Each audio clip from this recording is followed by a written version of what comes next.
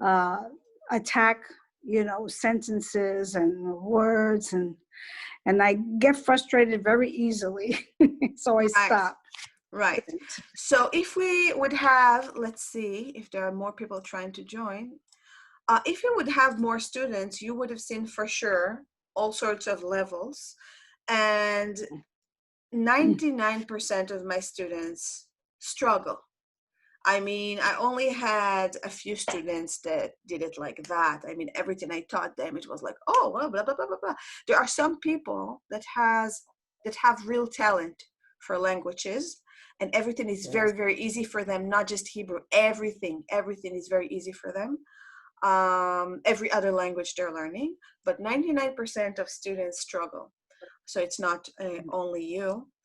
And I would like to ask you, what do you feel are your main difficulties with Hebrew?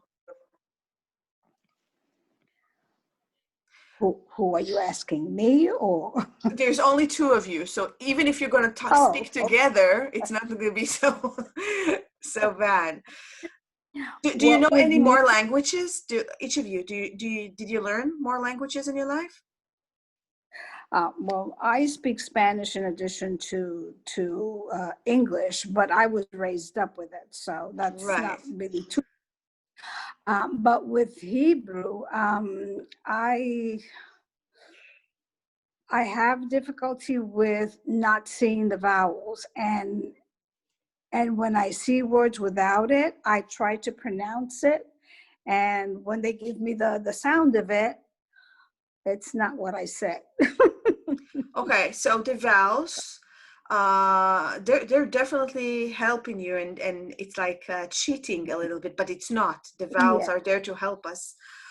By the way, the vowels were created much after, so it's not that ancient. The vowels, it's meant to help people read the words correctly. But are there any more things? For example, pronunciation.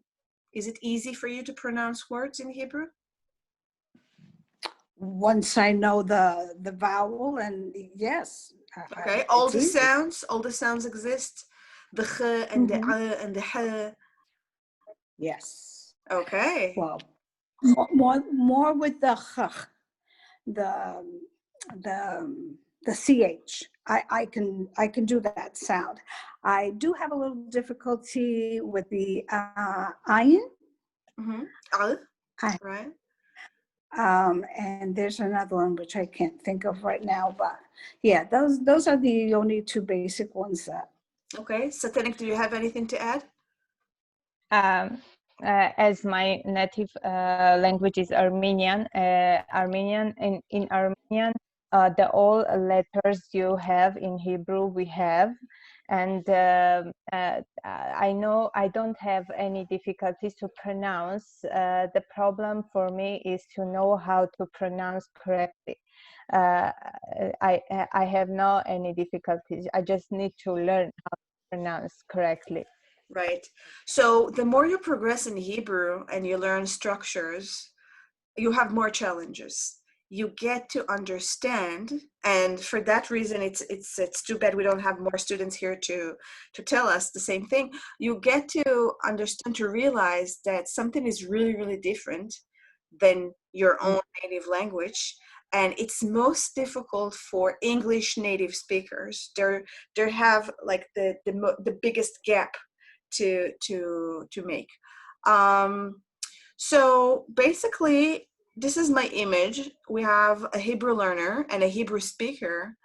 And what do you think will a Hebrew learner has to do in order to get to be a Hebrew speaker? Because you don't want to learn forever, right?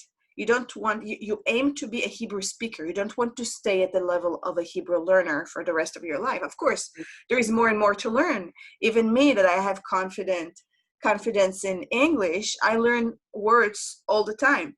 But what do you think it will take from a Hebrew learner to become a Hebrew speaker? What is the difference in one word? Try. It's a lot of pressure. I know it's only two of you, but try. Try to think of one word. If you had, you would have been a Hebrew speaker. With me, it's confidence, but What do you know? What do you know? That's the thing that is missing, because yeah. you can be a Hebrew speaker and not speak as fluent as you want, but still be a Hebrew speaker. And what I'm seeing a lot are is students who are lacking the confidence, and some of them has a lot of vocabulary. A person can know so many words, lack the confidence, and not speak. Now, if you listen carefully, English native speakers, you will hear a lot of mistakes when I speak, but it's easy for me to cover them up because I have confidence when I speak. So you know what? It doesn't matter. Mistakes doesn't matter. Don't. Mistakes don't matter. You see, I just caught myself doing that because I have the confidence. So I can fool a lot of people to think that my English is better than what it actually is. And by the way, I have good English days and I have bad English days. So be prepared to have your own good Hebrew days and bad Hebrew days. It will come as well. But basically what we aim for is this confidence. This is what is going to release our Hebrew speaker, and from just a Hebrew learner, we will be able to finally speak, because eventually, with all due respect to reading and writing, the goal is to speak Hebrew. Okay, so in order to move from, to have confidence actually, and this is the thing that I'd like you to learn, this is the topic of this lecture, you will have to turn a switch. Do you have any idea what I'm talking about? What kind of a switch you'll have to turn? Turn on, of course. Turn on the switch. What do you think I'm talking about? What switch can possibly be here? Well, a switch in your brain. Oh, with whose brain? No, we're gonna keep our brains. Mine, in my case. We're gonna keep our brains. But basically, the switch I'm talking about got to do with what is Hebrew, because you're dealing. It's like coming to pet a dog, and you're dealing with a dinosaur. So when you know there is a dinosaur, he might be friendly, he or she might be friendly, but you need to know how to pet it. It's not a dog. So basically, Hebrew is very different. And the switch that a lot of English speakers, English native speakers are not doing, and other languages, but mainly the English speakers, is to understand that Hebrew is a Semitic language. And Semitic language is on a complete different, I'd like to put the image of a boat or an island, right? Now I choose a boat. But do you know the languages on the boat of Hebrew? Luke is on the boat with Hebrew. So all of us know Arabic, right? Mm-hmm. What Yes. is the language below Arabic? Oh my God. I don't What know. is that?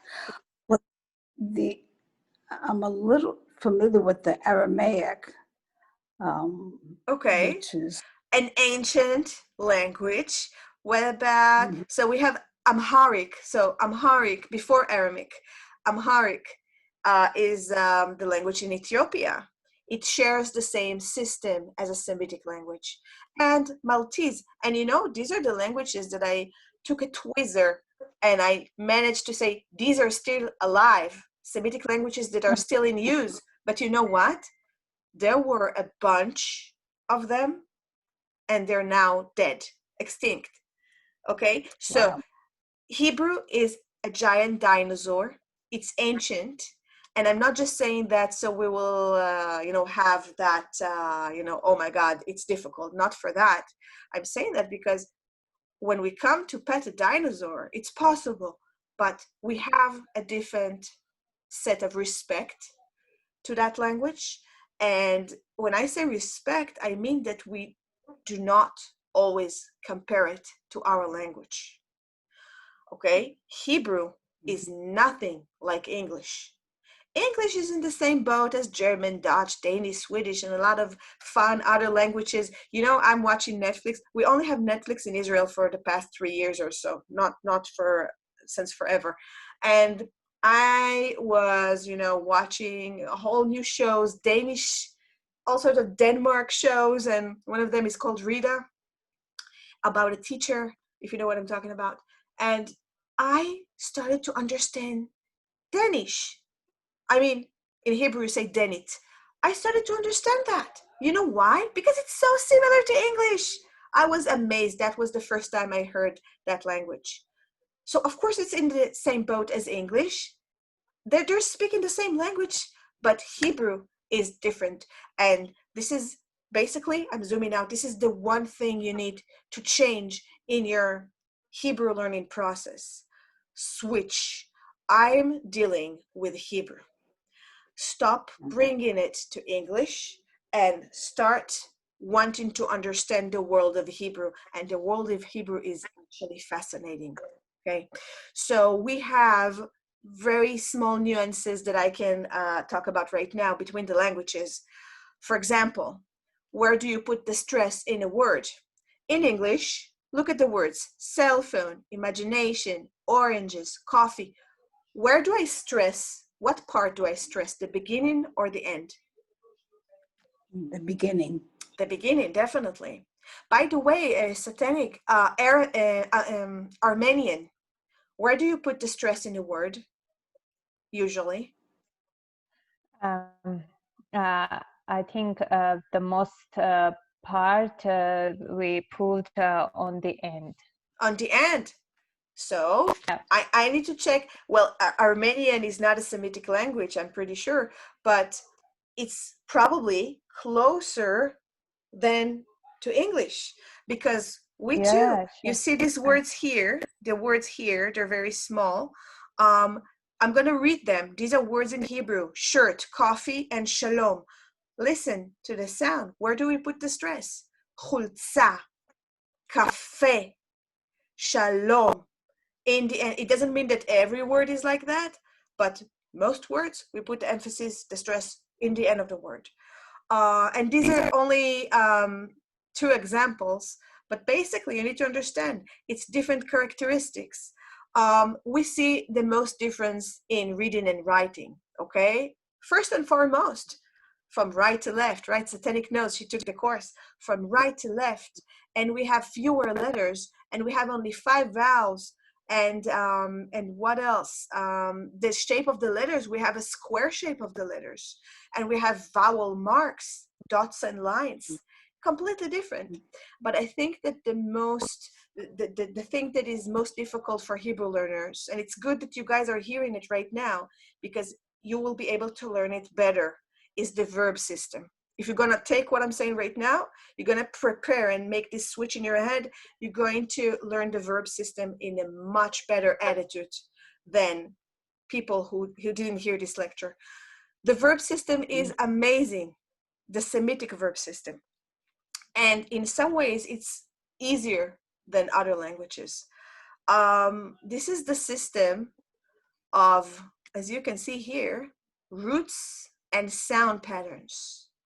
Every word in Hebrew has a root. What is a root? A combination of 3 letters usually, but sometimes 4, at a specific order, right? It's like putting numbers in a safe in order to open it. So we're placing, for example, do you see these letters? Dalet, Yes. Bet, Resh. Dalet, Bet, Resh. Now the names of the letters don't matter for reading and writing, but this shape and this shape and this shape in this order from right to left, and also make the switch of right to left, unlocks the world of speaking. And when I'm taking these letters, always the same letters, dalet bet resh, dalet bet resh, dalet bet resh, and I'm placing them into a sound pattern, specific sound pattern. We have sound patterns for present tense, sound patterns for past tense, and for future tense. And when I'm placing them inside like a Tetris, remember this game? So I'm getting a word. and it does not exist in English the same way it exists in Semitic language like Hebrew. For example, how do you say to eat, the verb to eat in English? Oh, I just said that, darn it.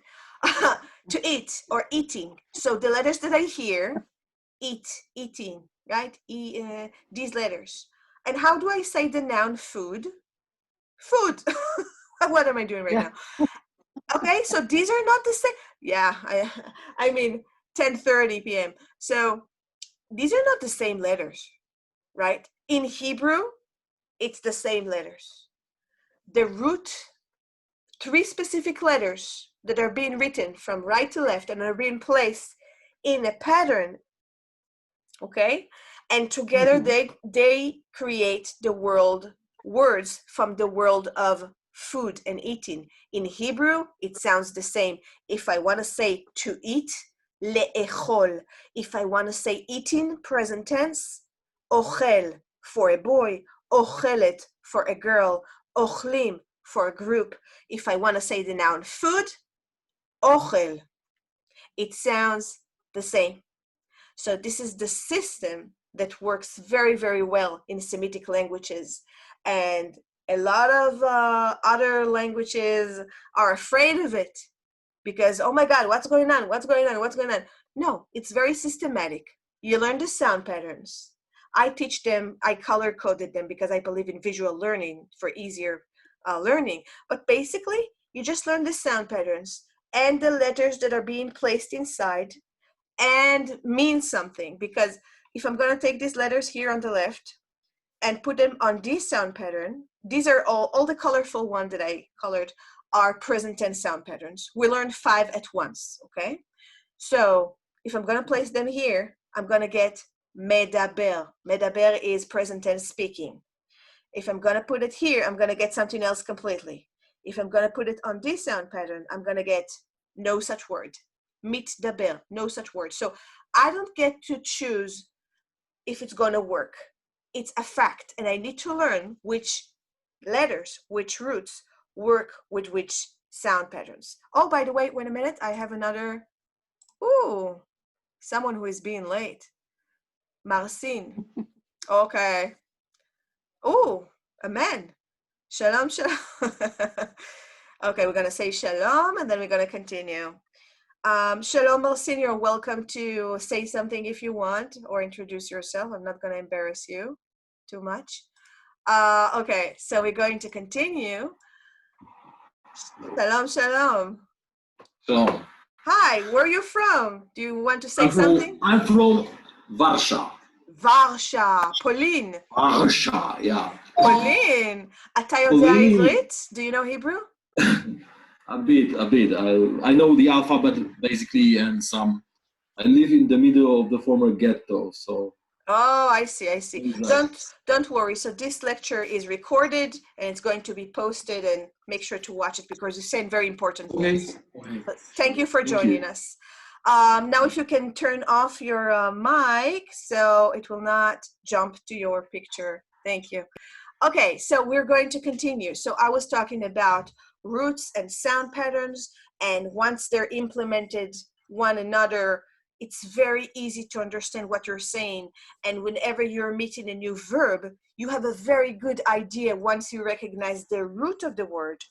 From which world is it? Is this word from the world of speaking? Is this word from the world of eating and food? So we don't memorize roots, but we learn more and more words, and with time, we associate them with one another. So the verb system in the Semitic language is absolutely fascinating. Most people are afraid of it. You don't have to be afraid of it. You need to embrace it. And we were saying before, Marcin, that what you need to do, the one thing you have to change in order to have a better experience with Hebrew and to become a Hebrew speaker and not just stay a Hebrew learner, is the attitude towards Hebrew as a Semitic language, ancient language, and later on I'm going to say what we need to do, 1, 2, 3, 4, 5, in order to implement that. So we were talking about the verb system, and now we're moving on. What can you do different? What is the change, right? We talked about making this switch. Great. What is the switch? So let's see. First and foremost, be patient with Hebrew. Have patience. As I said before, a lot of people, when they want to learn Hebrew, they treat Hebrew like a dog you need to pet. And once the dog is biting a little bit, the dog, you're, oh my God, what is this language? This is too difficult. And I suggest looking at Hebrew as a dinosaur that it is, with a lot of awe and respect and carefully, and having patience, because dinosaurs are not easily being pet, okay? But it's worth it. It's worth it.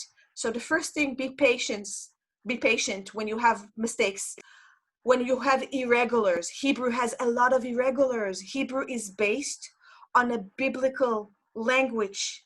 Imagine that. It was dead for a lot of years as a spoken language, okay? Not as a text. As a text, it was never dead. All the Jews in the world knew how to read Hebrew, but it was not a spoken language, like a modern, like it is right now. And they revived it, right? Tens of years ago, they revived it.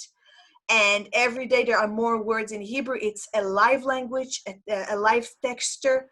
And please be patient with Hebrew. Whenever something is exception, you're going to hear it a lot. Oh, this is an exception.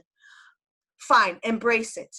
I see a lot of my students being frustrated, saying, I mean, what is that? How many exceptions do you have?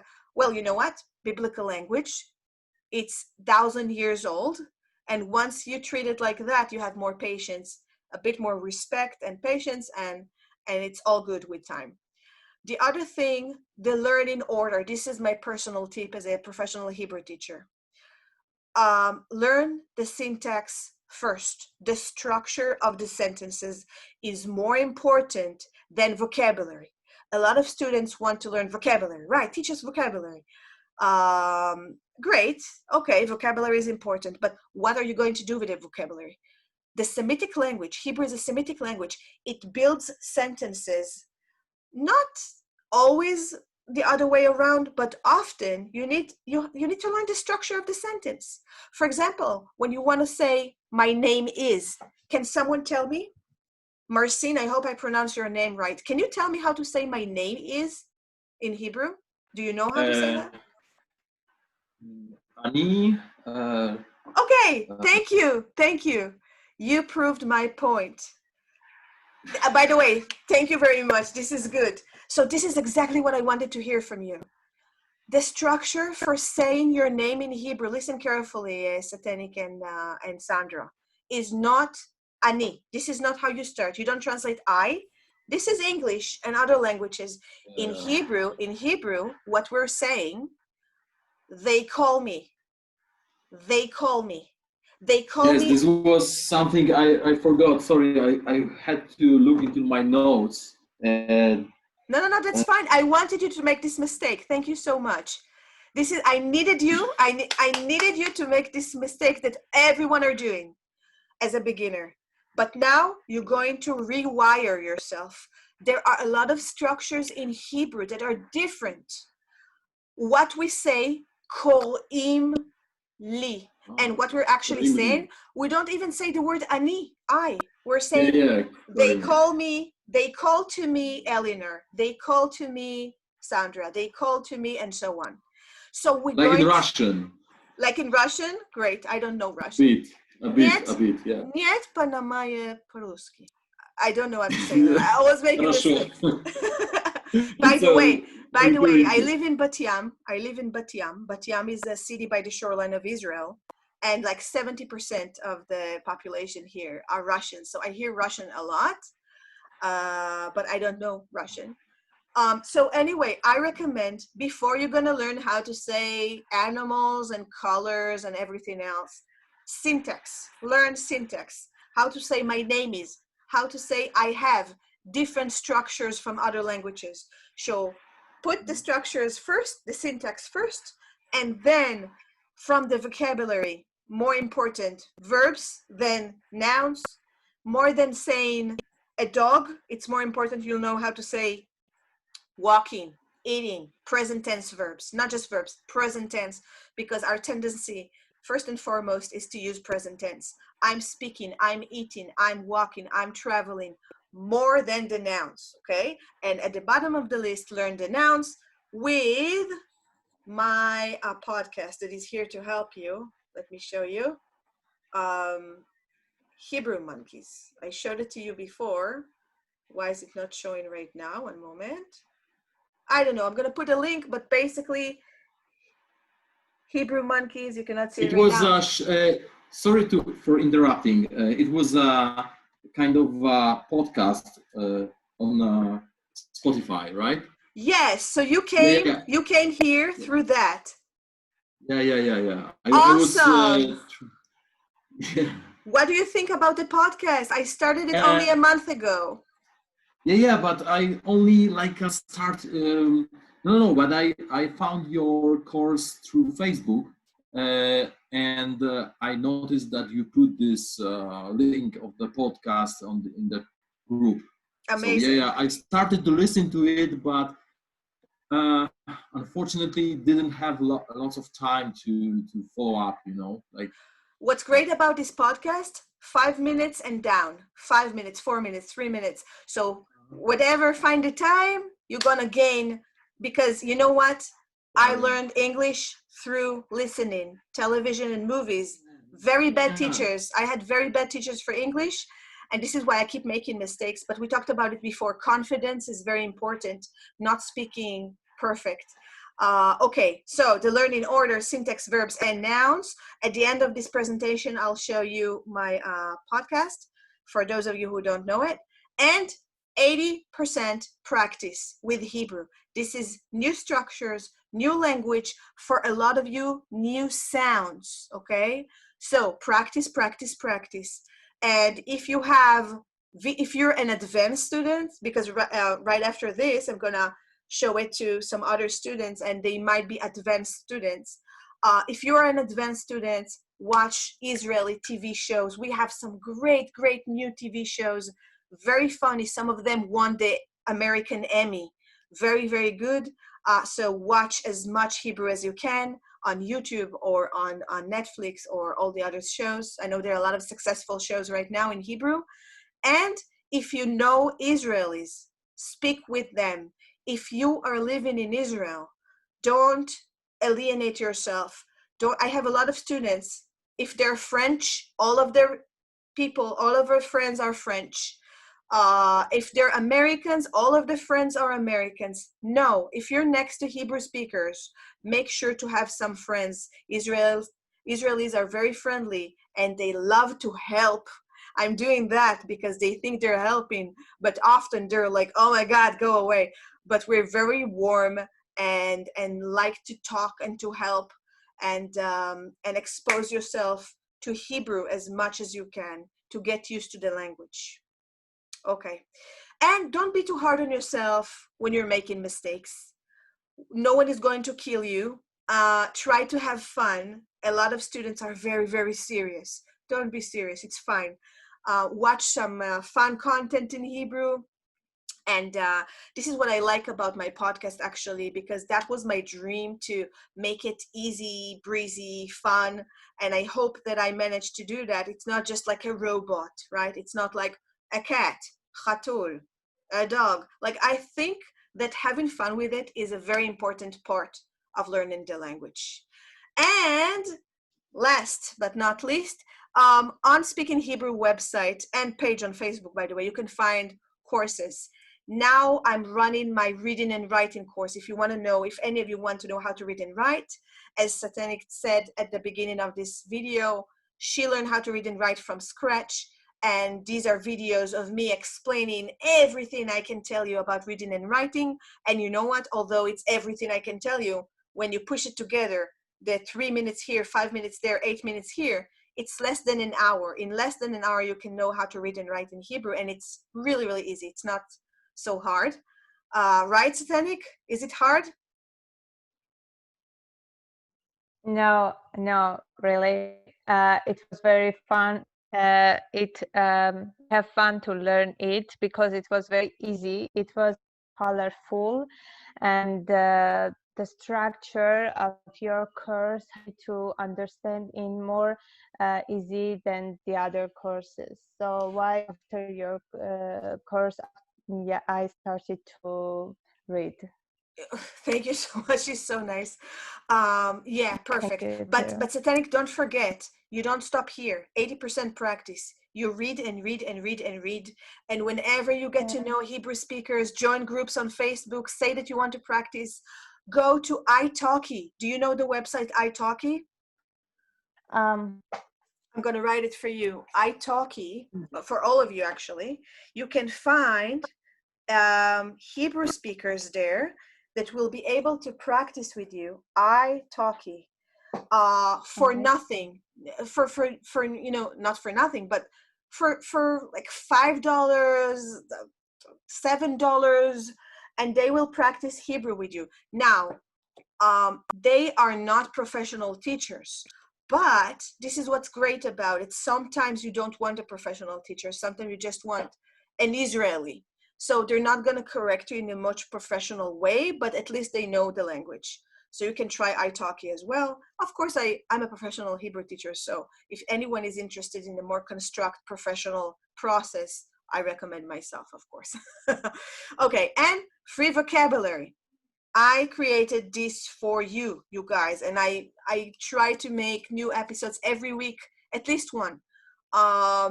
Go listen to that. Don't waste any time in other places. The one thing that I do there that is great and others are not doing is also giving commentaries and comments. I don't teach words that we don't use. Sometimes outside you can hear a lot of words that I'm saying, why are they teaching them that? We don't speak like that anymore. It's like old-fashioned biblical Hebrew. So this is the challenge for you, okay? You need to separate modern Hebrew than biblical Hebrew, because when you know modern Hebrew, you can understand biblical Hebrew. But if you speak only biblical Hebrew, you don't know modern Hebrew. And speaking on the streets here, traveling our beautiful country post-COVID, post-corona, right? We're gonna be patient, but one day all of you will be able to travel our wonderful country. And who knows, maybe one day we're going to make some kind of a face-to-face event with no masks. Yeah, so you need to know modern Hebrew more than you need to know biblical Hebrew, because you can understand biblical Hebrew when you know modern Hebrew, but not vice versa. Okay, we did all that in 45 minutes. I scheduled an hour. Good. So if you have any questions about Hebrew, I have time. So now it's your turn. Toda rabba, everyone. Toda rabba. Thank you very much. Everything is Toda rabba. recorded and it's going to be uploaded in the group. But if anyone has anything to share, to what? To ask. I wanted to say to share, to ask. So this is definitely the time, or to say. So let me just summarize before we continue. The one thing you have to change in Hebrew learning is your attitude, is that switch. Once you do the switch, your Hebrew learning will be much easier. You're gonna come from a different place to learn Hebrew. Be more patient, put more effort on practice, and understand you have a dinosaur here, not a dog. This is a dinosaur. It's old, it's magnificent, it's amazing, and it's worth learning how to play with it. So that's it. Okay. So, Can I ask one question, please? sure.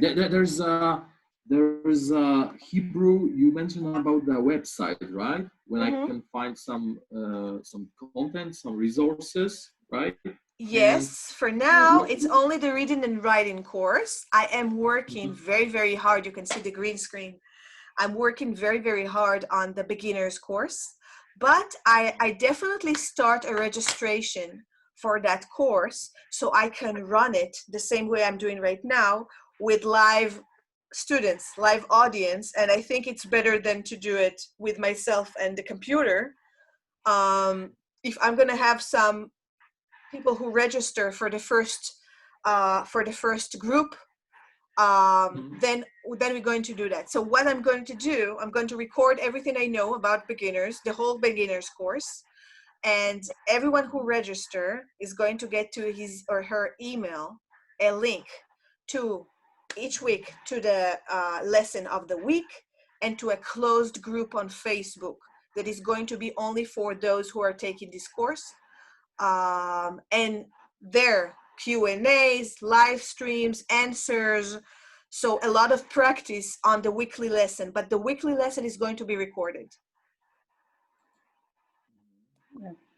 Okay, and what does it require any kind of entry fee or something so far? Yes, so the beginner's course, right now I have the reading and writing course, and that is on a discounted price. It was free for a while. I ran a pilot, but right now it's only $27, and I completely solve the reading and writing problem.